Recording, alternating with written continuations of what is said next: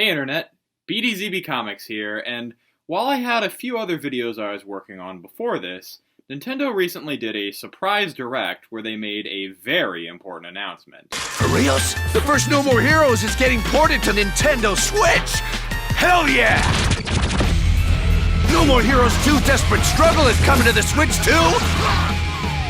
When's it drop? Oh snap! That's awesome! This was done in an effort to get players up to speed and drum up interest for No More Heroes 3 coming next year. I absolutely love this series, and I love the idea of having all No More Heroes games released so far on the same console. This will be great for fans of the series if they ever feel like replaying these games, but already established fans really weren't the target audience for this decision. They want to get new players interested, so that the third numbered game sells well, and they can continue the franchise into the future without a 9-year gap like we had between No More Heroes 2 and Travis Strikes Again. Personally, that is something I would really like as well, so I figure I should do my best to extol the virtues of the No More Heroes series to you, in hopes that the series gets big enough to hopefully have Travis in Smash as more than just a Mii costume someday. Still, if it's just me raving about the game without any structure, a lot of people would probably, understandably, click off and go back to watching Among Us Let's Plays or whatever. So I figured I'd take a page out of Jenny Nicholson's book and structure this video as some sort of numbered list. Here are 8 reasons why the No More Heroes series is absolutely worth your time. Reason number 1. It's not your typical Nintendo game. While nowadays the Switch is getting all kinds of third-party support with a wide variety of mature titles, that really wasn't the case back in the 2000s. Aside from underwhelming ports of Dead Rising and the Call of Duty series, there really wasn't much in terms of M-rated games on the Wii. Then, in comes No More Heroes, a game about a potty-mouth assassin on a quest to get laid. This game has enough blood in it to make Mortal Kombat blush. It was definitely a shock to me when I played it for the first time as a 16-year-old, who had really only played first-party Nintendo games at that point. Of course, at that point, I loved the raunchy humor completely unironically, but if I've turned you off thinking that these games are nothing more than violence and dick jokes for the hell of it, don't worry. There is a point to all of it, and that point revolves around reason number 2, the best protagonist in gaming. Sorry, Narwhal friend. Now, when I say best, I don't mean the most noble. I don't mean the most powerful or the coolest. In fact, the reason I think that Travis Touchdown is such a fascinating character is precisely because he's a loser and a horrible person. Travis puts on a badass facade. He slams his foes into the ground with some pro wrestling moves, slices them in half, and then rides away on his motorcycle. Sounds like the sort of badass character typically found in these types of games, right? Well, there's a bit more to it than that. The wrestling moves Travis uses are ones that he taught himself by watching pro wrestling tapes on VHS. His weapon is a lightsaber he bought off the internet, and his motorcycle is a super unwieldy, completely impractical vehicle. It causes him to constantly crash into signs and pedestrians. He's a broke 20-something who lives alone with his cat, and spends the time that he's not out killing either drinking, masturbating to porn VHS tapes, which he never returns on time. Just calling to remind you that you haven't returned one of our rentals. Let's see here. It's titled Big German Jugs Collection Number 23. And working minimum wage service jobs that are not worth the pay. Even in cutscenes, he's not witty or clever. He just comes off as either naive or an asshole most of the time. You mind if I ask you something? Yeah, what is it, Mr. Cosplay? That's fucked up! That's the stupidest rule I've ever heard! That's not a good thing, you know. Seeking meaning in everything? Especially killing. That's a bad habit among smart little girls these days. I wouldn't do that if I were you. Oh shit. Oh shit. I'm packing heat, baby. So naive. You have no idea, do you? Travis is not your typical male power fantasy character. He's a critique of that archetype, as well as the sort of people who think of it as badass. I go more into this topic in my video on the relationship between Travis and Shinobu, so I'll link that in the description. But basically, the entire story of No More Heroes 1 is a commentary on violent media and the people who consume it. There is a lot of other good videos on this subject as well, so if you're interested, I've made a playlist of video essays about No More Heroes and the symbolism therein. But if that's all too heady for you, don't worry about that either. Even a surface level reading of these games is fun when you've got reason number 3, perfect controls. Now, I'll keep it real with you here. I am really not a fan of too many modern action games. Games like Devil May Cry and Bayonetta have too many complex chain combos for me to really feel like I know what I'm doing, and I can get pretty frustrated when I know that I'm supposed to be able to do cool shit, but can't figure out how to do it, or can't seem to land the combos consistently. Another thing I don't like is when games rely too heavily on motion controls. If they can't read your movements properly, it can result in a lot of attacks missing when they should have hit, and you can get punished for things that are the game's fault, not your own. With that in mind, you would think that I would totally hate a modern hack-and-slash action game with motion controls, but No More Heroes pulls it off perfectly by keeping things simple. You perform high attacks by keeping the controller up, and low attacks by keeping the controller down.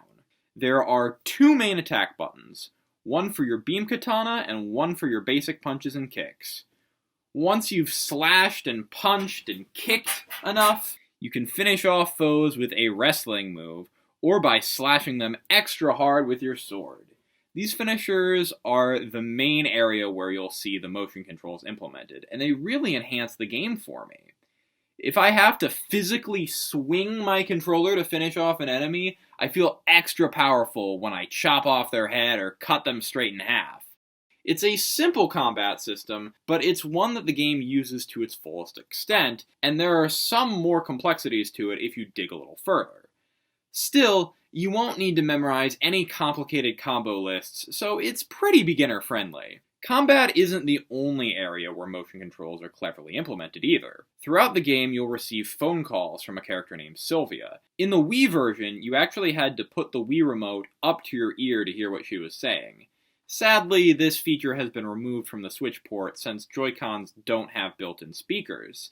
They do, however, have HD rumble, so when the Joy-Con vibrated for me while I was playing, it felt like there was a real cell phone in my hand. The No More Heroes games aren't just generic action games that just so happen to be on Nintendo hardware. They were made specifically with the Wii remote in mind, and the ports use the Joy-Con very similarly, and it works very well. I'm very excited to see how No More Heroes 3 will continue to take advantage of the Switch's hardware, but of course, you can play any of these games on Switch with more traditional control setup, but I highly recommend using the Joy-Cons for the most authentic No More Heroes experience. Reason number 4, a rogues gallery like no other. While the spin-off game Travis Strikes Again is about fighting video game characters, and No More Heroes 3 will be about fighting aliens bent on taking over Earth, the first 2 No More Heroes games are all about Travis trying to become the world's best assassin. And how does one climb the ranks? By killing all the other assassins, of course. These enemy assassins aren't just generic bad guys with swords. They're often fleshed out characters with their own goals, and they're often a lot more sympathetic than Travis is. In the first game especially, you can't help but shake the feeling that one of them should have been the protagonist, and you can't help but feel bad when you kill them, even if Travis doesn't. Next song I sing, I know my daughter will love. Won't you, darling? Better practice my rap. Rap with me, Jennifer.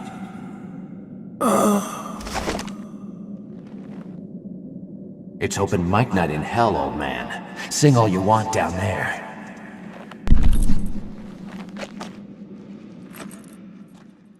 Even for the assassins that aren't super fleshed out, though, all of them have fun designs, their own personal battle theme, and more often than not, an incredible boss fight. Seriously, if I had to fill out a top 10 list of my favorite bosses in video games and was allowed to pick multiple bosses from the same franchise, No More Heroes bosses could easily take up over half the list. There are a lot of fights I could talk about, but most of my favorites come from the second game. Like Matt Helms, the ghost of a dead child in a mascot costume equipped with a chainsaw and flamethrower. He lives inside a spooky mansion and is voiced by Jimmy Neutron. Kimmy Howell, a sweet little schoolgirl who has a crush on Travis, but also wants to kill him. She attacks with a Darth Maul-style lightsaber coming out of a flute, and can blow bubbles as an attack as well. And my personal favorite, Margaret Moonlight. This creepy goth girl fights you on the roof of a grocery store late at night. She attacks with twin scythes that can act as a gun to fire from a distance, and to safely approach her, you need to take advantage of your environment, hiding behind HVAC units for cover or destroying them for extra health. The whole time you're fighting her, she sings a song called Philistine with lyrics that belittle Travis and, by proxy, you the player.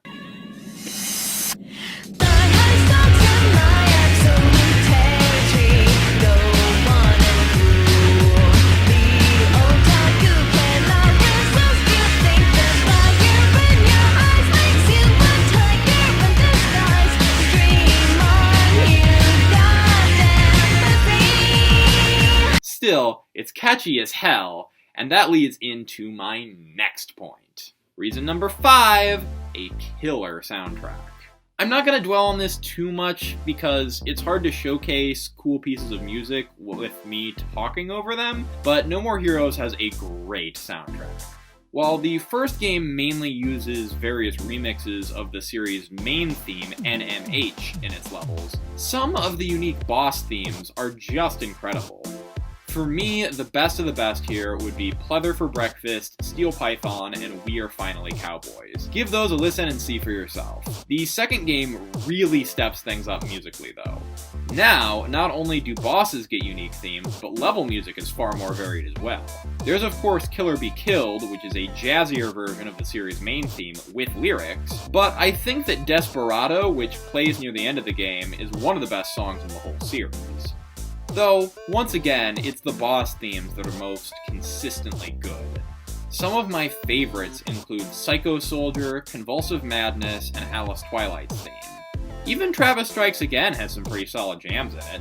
I created another playlist for you to listen to these songs for yourself. Throw them on in the background while you're working on stuff during quarantine. I mean, what else do you have going on? Alright, on to reason number 6. Super fun minigames!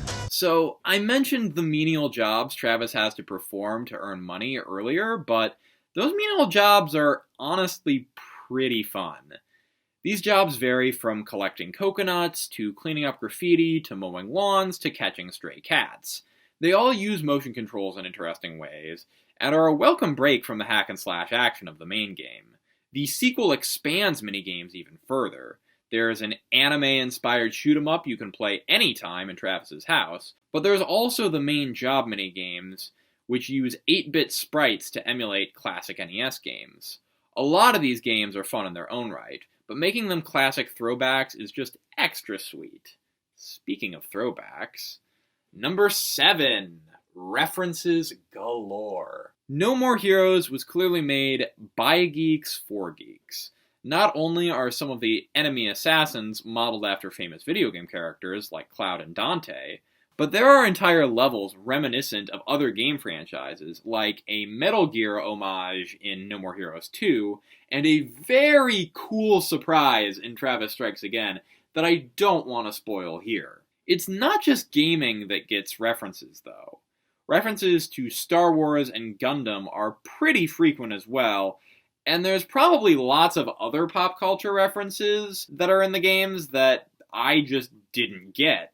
If you haven't played any of the games or watched any of the movies referenced, don't worry, they aren't necessary to understand the games, but if you do get the references, they can definitely help to enhance the experience. And then finally, reason number 8. Over-the-top silliness. Above all, what I want to get across about the No More Heroes series is that it's fun. Sure, it has some more complex themes and commentary if you want to do a deep dive into that stuff. But it's also a series where you charge your copyright non-infringing lightsaber by jerking off your controller. It's a series where you randomly turn into a tiger sometimes. Characters with normal proportions can come back with a giant rack in the sequel, and you never know when a boss fight is going to turn into a giant robot battle. Above all, this wackiness is what I'm looking forward to most in No More Heroes 3. I can't wait to see how Grasshopper Manufacturer makes me laugh, scream, or playfully roll my eyes this time around. And I'm hoping I've convinced at least some of you to join me on that journey. Now, I've talked a lot about No More Heroes 1 and 2 here, but I haven't really talked that much about Travis Strikes Again, which is on the Switch as well. So you might be wondering if I like that game and if I think that you should get it. My thoughts on Travis Strikes Again are complicated. It's very different from the main series in a gameplay sense, and while I liked it enough to see the main campaign through to the end, there were some levels that I just thought weren't very good, and I definitely didn't like it nearly as much as the main series.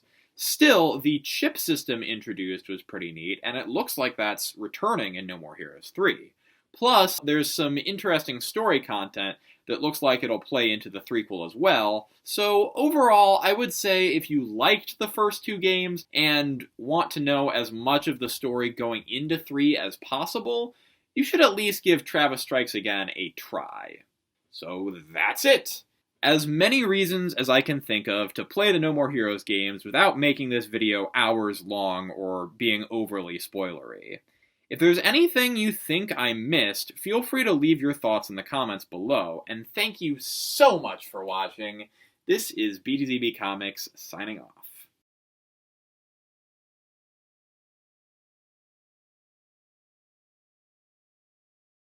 So Jenny Nicholson always does these like post-credit scenes for her videos, and I decided after I had already recorded the rest of everything that, oh, if I'm gonna do credits for this, I should probably do that too. But like, I finished editing on a different day than I filmed, so I'm wearing a different shirt, but there's meta commentary in that, because one of the things that I had in my script that got cut out was that Travis can change into a bunch of different outfits, and a lot of the shirts are really stylish, so that was like a big brain play there. That was intentional. Even though you know that's not intentional. Okay, bye.